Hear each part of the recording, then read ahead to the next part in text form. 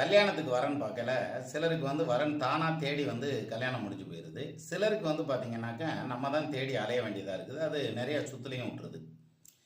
இங்கே நம்ம நேயர் ஒருத்தர் ஒரு சந்தேகம் கேட்டிருந்தாங்க. 7ஆம் அதிபதி 7இல் ஆட்சி, லக்னத்தை பார்க்கிறார், அதனால் வரன் நம்மை தேடி வரும் என்று எடுத்துக்கலாமா அப்படின்னு கேட்டிருக்காங்க. அதாவது 7க்கு அதிபதி 7ல் ஆட்சி ஆச்சுன்னா அதுவாக வரன் வருமா, நம்ம தேடி போகணுமா அப்படிங்கிற மாதிரியான கேள்வி. 7ஆம் இடத்ததிபதி 7ல் ஆட்சி ஆச்சுன்னா நிச்சயமாக நம்ம தான் தேடி போகணும், தானாக வரன் வராது.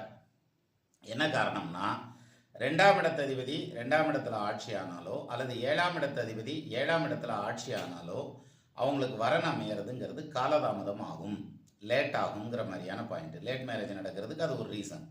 அப்போ நம்ம தானே தேடி ஆகணும், தானாக அமையிறதுக்கான வாய்ப்பு இல்லை. அதனால் 7ஆம் இடத்ததிபதி ஆட்சியாக இருக்கிறதுங்கிறது யோகம்னு எடுத்துக்க முடியாது. லேட் மேரேஜில் அது ஒரு ஃபேக்டர். அதுதான் உண்மை.